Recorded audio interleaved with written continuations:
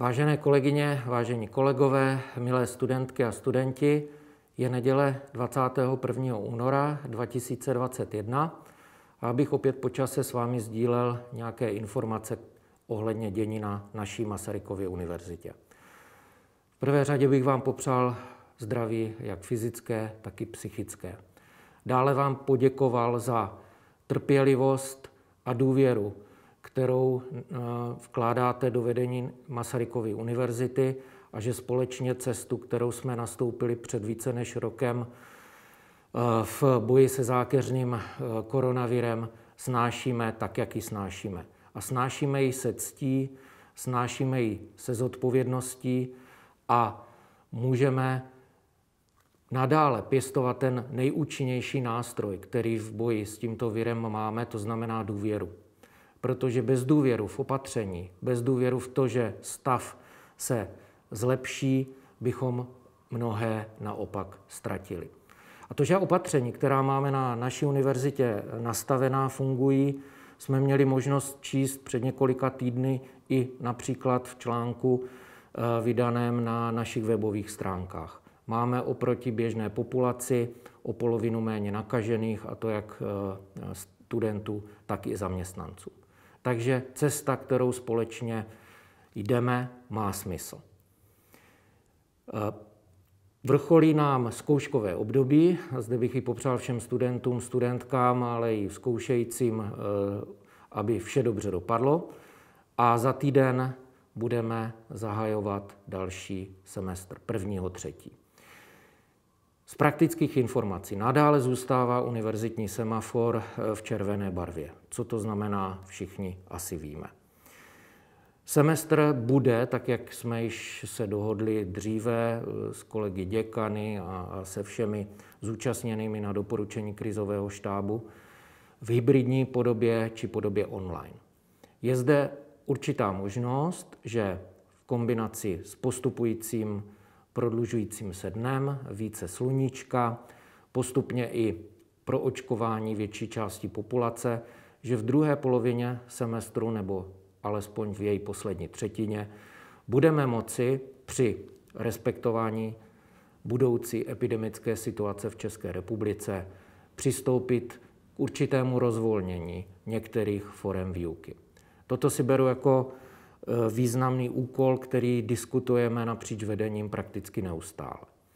A již jsme zahájili v rámci i krizového štábu kroky, abychom byli připraveni na dostatečné množství samozřejmě pomůcek, k nímž nyní se přidávají například respirátory FFP2 a tak dále, což je v gesci provozního odboru, ale připravujeme se i na možné testování studentů, testování zaměstnanců.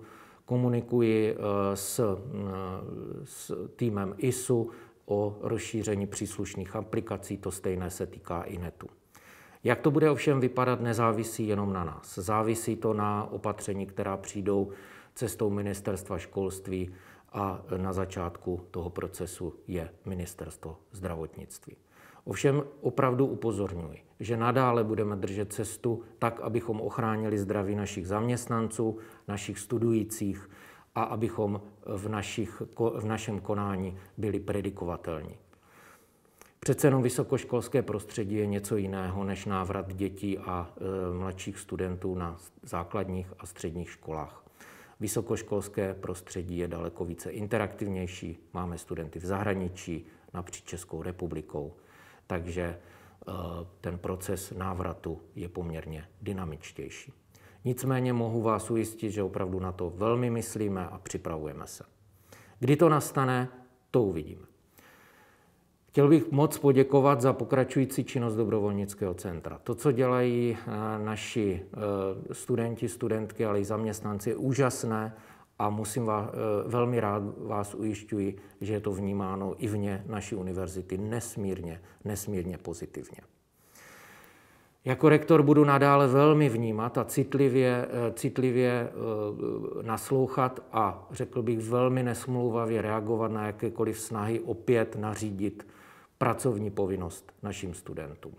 Nemyslím si, že v okamžiku, kdy určitá část populace volá po rozvolňování, aby se uvolnil režim, který společně zde máme, což sebou může nést nárůst tlaku na nemocnice a tudíž potřebu našich studentů v nařízené povinnosti býti opět povoláni.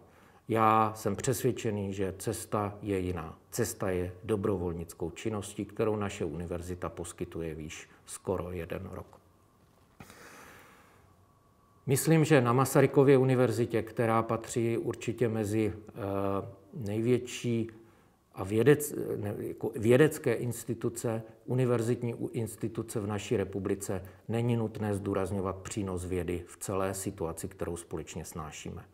Očkování, které je k dispozici a které přináší jednoznačné ovoce, vidíme zprávy a slyšíme z Izraele, z Velké Británie, je opravdu velkým pokrokem, velkým zázrakem vědy a je potřeba jej podpořit.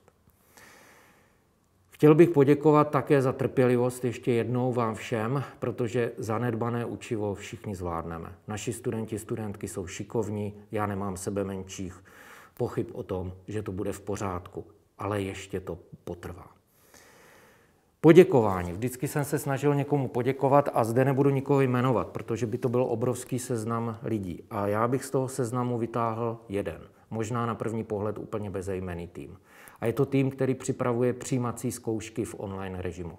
Je to obrovský kus práce, který sebou nese řadu úskalí a ten tým pracuje svědomitě a skvěle.